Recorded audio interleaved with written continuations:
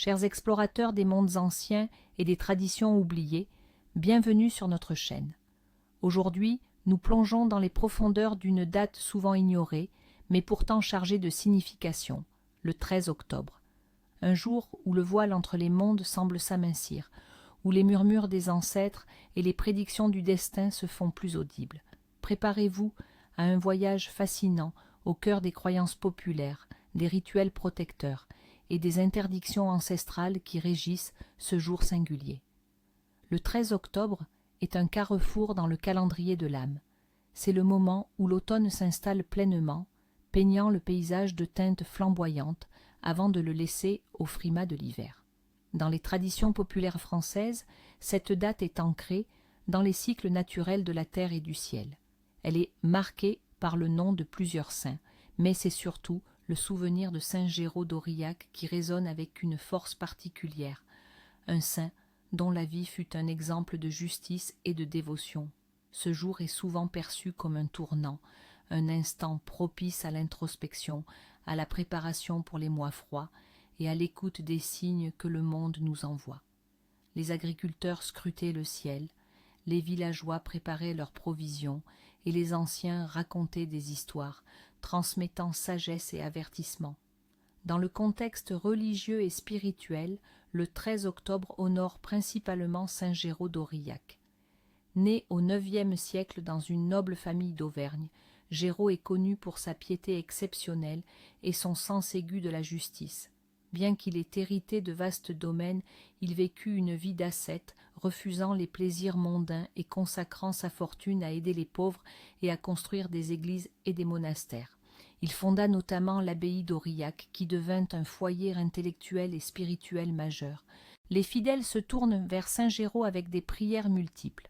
Ils implorent sa protection contre l'injustice et la maladie, demandent un bon rendement des récoltes, sollicitent la sagesse pour prendre des décisions importantes et cherchent son intercession pour la paix et la prospérité dans leur foyer.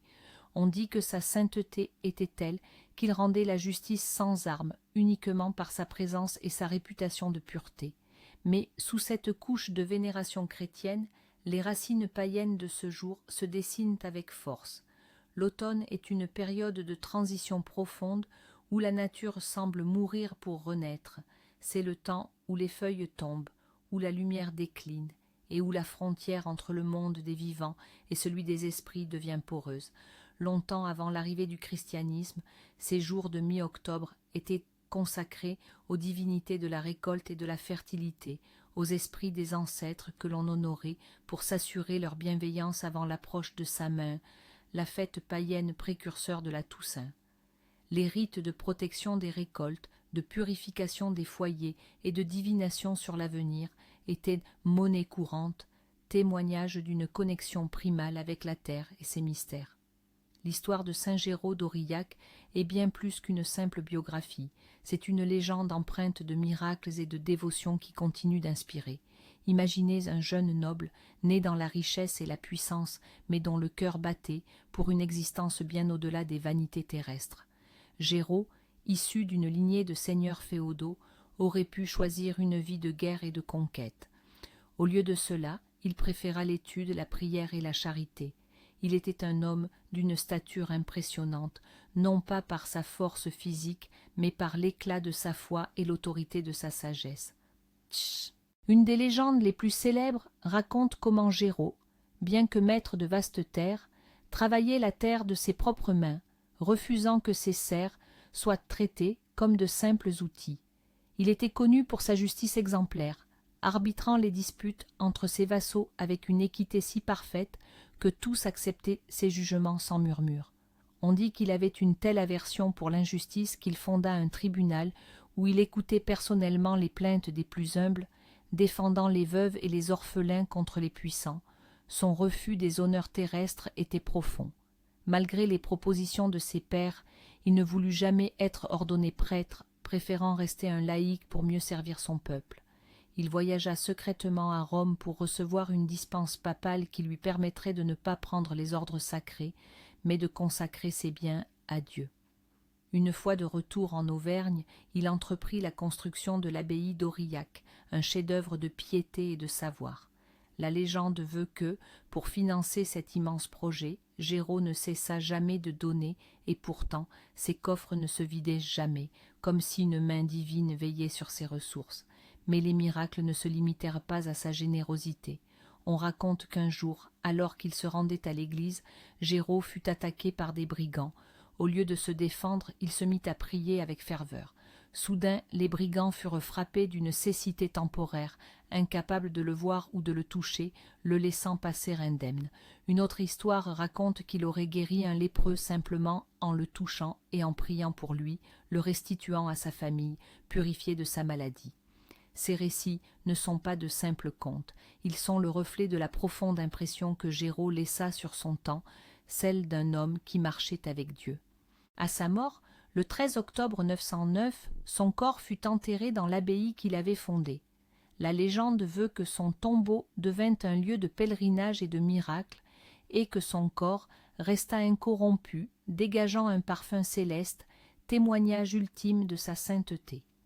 Saint Géraud d'Aurillac est ainsi devenu le protecteur de l'Auvergne, un symbole de justice et de charité, dont l'esprit plane encore sur ce 13 octobre, invitant chacun à la droiture et à la générosité. Ce jour du 13 octobre, avec son énergie particulière, est aussi un moment privilégié pour la lecture des signes de la destinée. Le monde naturel et les expériences quotidiennes se transforment en messages si l'on sait les déchiffrer. Les prophéties de la nature et de l'abondance. Le vent et les feuilles. Si les feuilles tombent vite ce 13 octobre, l'hiver sera précoce et rigoureux. Si elles s'accrochent aux branches, attendez-vous à un hiver doux mais long. Cette observation permettait aux paysans d'anticiper les travaux des champs et de préparer le bétail. Les chants des oiseaux migrateurs. Si vous entendez des oiseaux migrateurs chanter avec force et voler bas, cela présage un changement brusque de temps avec des tempêtes imminentes. Un vol haut et silencieux indique une période de beau temps persistant avant le grand froid. La lune d'automne. Une lune claire et brillante dans la nuit du 13 octobre annonce plusieurs jours de temps sec et froid. Si la lune est voilée ou entourée d'un halo, la pluie et l'humidité ne tarderont pas. Le brouillard matinal. Un brouillard dense et persistant au lever du soleil, ce jour-là est un bon signe, promettant une période de calme avant l'arrivée des gelées et une bonne fertilité pour l'année suivante. L'abondance des champignons. Si les forêts regorgent de champignons en cette période, c'est un signe de générosité de la nature pour l'année à venir, annonçant une bonne récolte et la prospérité. La couleur du ciel au crépuscule. Un ciel rougeoyant à l'ouest au coucher du soleil indique un temps sec et ensoleillé pour les jours suivants, alors qu'un ciel grisâtre promet de la pluie. Le comportement des écureuils. Si les écureuils sont particulièrement actifs à stocker leurs provisions, c'est un signe infaillible d'un hiver très froid et long à venir. Les présages domestiques et financiers. La plume sur le seuil. Trouver une plume d'oiseau sur le pas de votre porte le 13 octobre est un signe de bonne nouvelle inattendue ou d'une rentrée d'argent prochaine. C'est un message des esprits du vent apportant la légèreté et la fortune. Le miroir brisé. Briser un miroir ce jour-là est non seulement un présage de 7 années de malheur, mais aussi, selon les anciens, la rupture d'un bouclier protecteur autour du foyer, laissant la maison vulnérable aux énergies négatives. Le chant du hibou. Entendre le ululement d'un hibou près de votre maison est une annonce de changement imminent. Cela peut être une opportunité inattendue ou un avertissement à la vigilance face à des décisions importantes. Les toiles d'araignée. De nombreuses toiles d'araignée à l'intérieur de la maison signifient l'arrivée du froid, mais aussi la protection du foyer par ces petites créatures, gardiennes des lieux. Une bougie qui vacille sans raison. Si une bougie que vous avez allumée ce jour vacille fortement sans courant d'air, cela peut indiquer la présence d'un esprit ou un message des ancêtres. Soyez attentifs à vos pensées du moment. Les révélations nocturnes, les songes du 13 octobre. Les rêves de cette nuit portent des messages puissants car le voile est fin. Les forêts. Rêver de forêts denses et sombres symbolise vos peurs profondes ou des potentiels inexplorés. Si vous vous y perdez, cela indique un sentiment d'égarement dans votre vie. Si vous trouvez votre chemin, des réponses sont en approche. L'eau, rivière, lac, mer, une eau calme et claire est le signe de la sérénité intérieure, de la pureté des émotions et de la stabilité financière. Une eau agitée, trouble ou en crue, annonce des troubles émotionnels, des défis financiers ou des conflits à venir. Les animaux mystiques, rêver d'un loup peut représenter vos instincts primaires, un danger imminent ou un protecteur fidèle. Un cerf symbolise la grâce, l'innocence et un guide spirituel. Le hibou est le porteur de la sagesse et des secrets qui vous seront bientôt révélés. Les clés. Trouver des clés dans un rêve signifie que de nouvelles opportunités s'offrent à vous, que des portes s'ouvrent. Perdre des clés peut symboliser une perte de contrôle, des occasions manquées ou la difficulté à accéder à quelque chose d'important. Les miroirs. Vous voir clairement dans un miroir indique une période de connaissance de soi et d'acceptation. Un miroir brisé ou fissuré est un signe de fragmentation de votre identité, de confusion ou d'un avertissement de malheur. Le feu, un feu maîtrisé symbolise la passion, la purification et la transformation. Un feu hors de contrôle peut indiquer la colère, la destruction ou des émotions intenses que vous avez du mal à gérer. Ceux qui sont nés en ce jour mystique. Les personnes nées un 13 octobre sont souvent dotées d'une nature profonde, intuitive et d'une connexion particulière avec le monde invisible. Ce sont des âmes anciennes, dotées d'une sagesse innée qui les rend parfois mystérieuses ou distantes aux yeux des autres. À l'image de Saint Géraud, elles possèdent un sens aigu de la justice et de l'intégrité et n'hésitent pas à défendre les opprimés. Leur chemin de vie est souvent marqué par des défis qui les poussent à développer leur résilience et leur force intérieure. Elles ont une capacité unique à s'adapter aux changements, mais gardent précieusement leurs émotions, ne les révélant qu'à un cercle intime.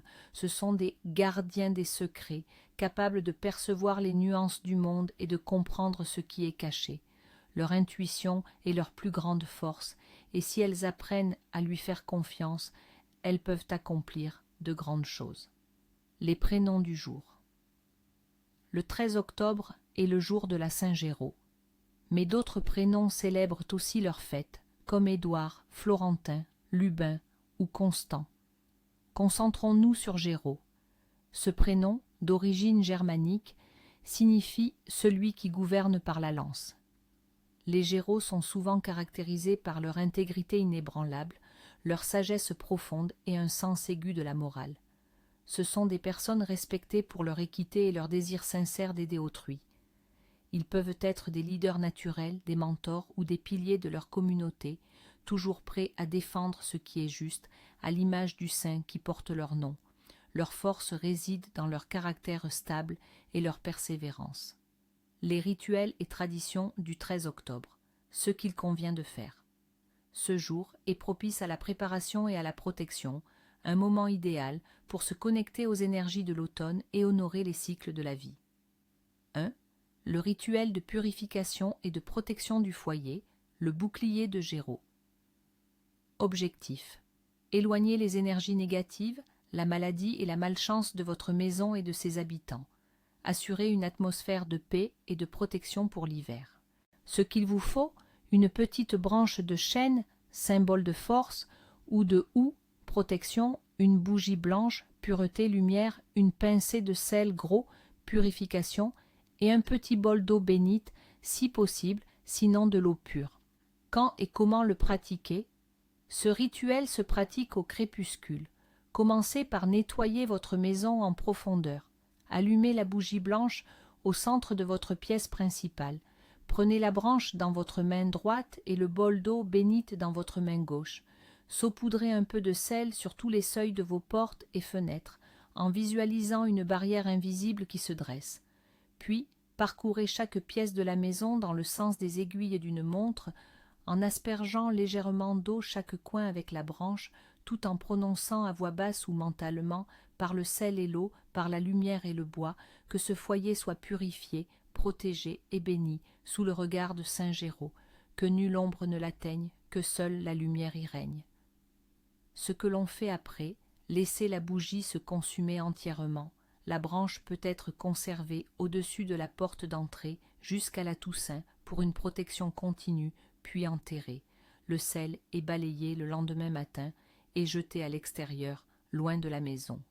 2. L'offrande aux esprits de l'automne, le pacte avec la terre. Objectif. Honorer les esprits de la nature pour leurs bienfaits, les remercier pour les récoltes passées et s'assurer leur générosité pour l'année à venir et une protection pendant l'hiver. Ce qu'il vous faut. Quelques fruits de saison, pommes, poires, raisins, des noix ou noisettes, un petit morceau de pain complet et un verre de cidre ou d'eau pure. Quand et comment le pratiquer? Rendez-vous à l'extérieur, idéalement sous un vieil arbre, chêne, pommier ou dans un coin tranquille de votre jardin après le coucher du soleil. Disposez les offrandes sur le sol avec respect. Concentrez-vous sur la gratitude envers la nature. Murmurez des paroles de remerciement pour l'abondance reçue et demandez la protection des esprits pour votre foyer et vos proches durant l'hiver. Vous pouvez dire « Esprit de l'automne, généreux nourricier de la terre, je vous offre ces présents en gage de ma gratitude, que votre bienveillance protège mon foyer et assure la fertilité de nos sols. » Ce que l'on fait après, laissez les offrandes en place toute la nuit. Le matin, les restes peuvent être intégrés à la terre car ils sont désormais imprégnés de l'énergie de l'offrande. 3. Le rituel de la bougie pour la clarté et la sagesse, la flamme intérieure. Objectif: solliciter la clarté d'esprit pour prendre des décisions, renforcer son intuition et se connecter à la sagesse ancestrale de Saint Géraud. Ce qu'il vous faut: une bougie de couleur violette pour la sagesse et l'intuition, ou blanche, un support de bougie et un moment de calme. Quand et comment le pratiquer? Dans un espace paisible, allumez la bougie, fixez la flamme et laissez votre esprit se vider des préoccupations quotidiennes. Concentrez-vous sur une question ou un domaine de votre vie où vous cherchez de la clarté. Imaginez la lumière de la flamme pénétrer votre esprit, dissipant le doute et illuminant la voie. Vous pouvez réciter « Flamme sacrée, guide ma pensée, éclaire ma vision. Que la sagesse de Géraud m'inspire et que la vérité me soit révélée. » Ce que l'on fait après, laissez la bougie brûler aussi longtemps que vous le souhaitez, en toute sécurité. Méditez sur les idées qui vous viennent, écrivez-les si besoin. Maying. Les douceurs et saveurs du 13 octobre, tradition culinaire. Le 13 octobre, au cœur de l'automne, est une date où la cuisine se fait réconfortante et généreuse, reflétant la richesse des récoltes avant les jours maigres de l'hiver. Les soupes crémeuses, c'est le temps des potages à base de courges, de potimarron, de châtaignes. Ces soupes, riches et onctueuses, réchauffent le corps et l'âme, préparant l'organisme aux températures plus froides. Elles symbolisent l'abondance et la capacité de la terre à nous nourrir. Les plats de champignons. Si les cueillettes ont été fructueuses, les cèpes, girolles et autres champignons forestiers sont à l'honneur. Préparés en omelette, en fricassé avec de l'ail et du persil, ou accompagnant une viande, ils représentent le don de la forêt et la magie de la saison. Les tartes aux fruits d'automne. Les pommes et les poires sont les stars des desserts. Les tartes, tatins ou les tartes aux fruits simples, souvent agrémentées de cannelle ou de vanille, sont des douceurs qui évoquent la fin des récoltes et la célébration de la vie. Le gibier et les racines.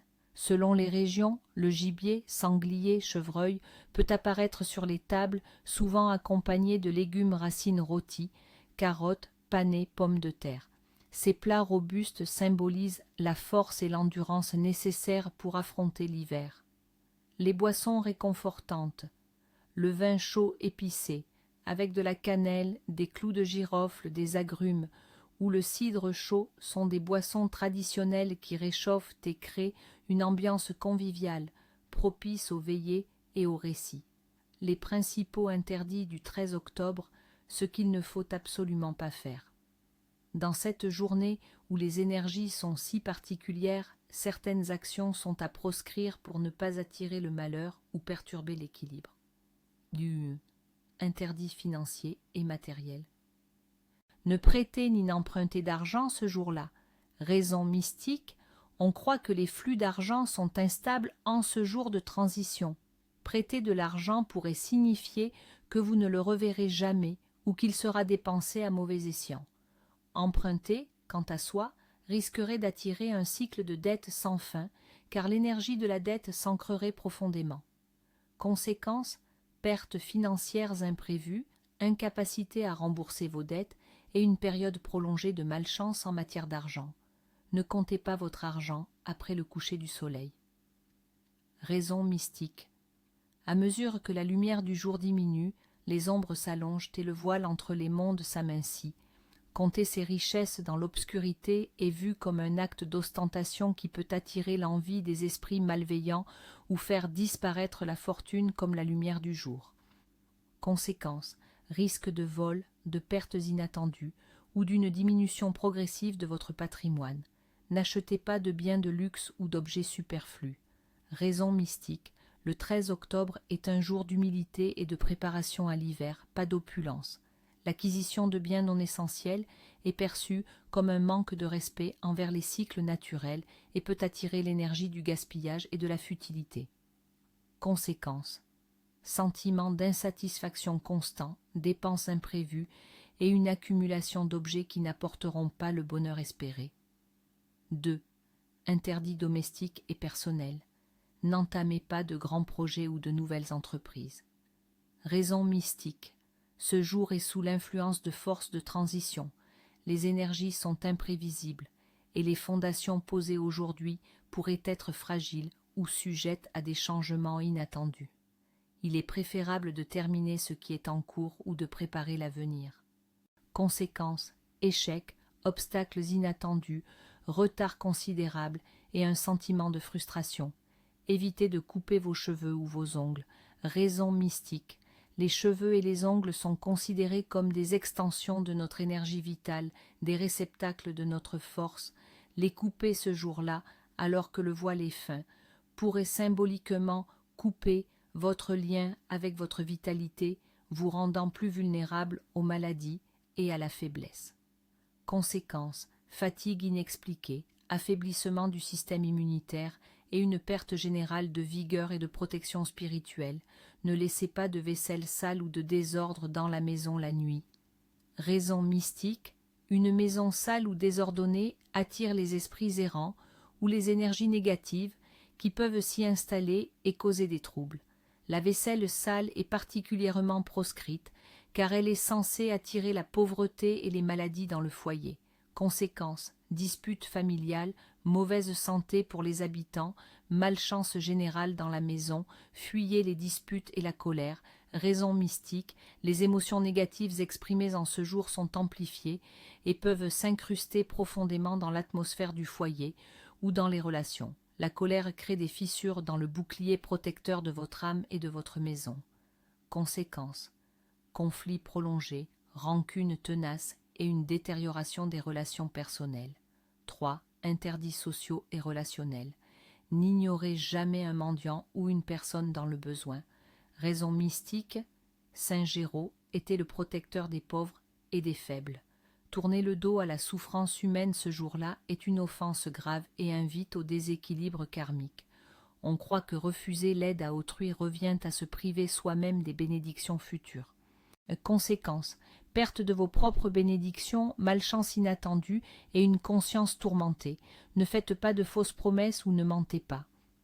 Raison mystique, les paroles prononcées ce jour-là ont un poids particulier. Les mensonges et les fausses promesses sont comme des nœuds qui entravent votre destinée, créant des énergies de tromperie qui vous reviendront. La vérité est sacrée en ce jour. Conséquences, perte de confiance de la part de vos proches, réputation entachée et des obstacles inattendus dans vos entreprises. Ne colportez pas de rumeurs ou de médisances. Raison mystique, parler en mal d'autrui ou propager des potins est une action qui pollue l'atmosphère spirituelle et crée un déséquilibre. Ces énergies négatives se retourneront contre vous, car l'univers renvoie ce que vous émettez. Conséquences, isolement social, création d'ennemis, et un sentiment général de mal-être et d'épuisement. Le 13 octobre n'est pas un jour comme les autres. C'est un jour pour honorer les cycles, pour écouter les messages du monde et pour agir avec conscience. En respectant ses traditions et ses interdits, vous ne faites pas que perpétuer des coutumes ancestrales, vous vous alignez sur des énergies plus grandes que vous, assurant ainsi protection, sagesse et prospérité. Que ce 13 octobre vous apporte clarté et sérénité. Merci d'avoir partagé ce voyage avec nous. N'oubliez pas de vous abonner pour ne manquer aucune de nos explorations des mystères du monde. Prenez soin de vous et à très bientôt pour une nouvelle plongée dans l'invisible.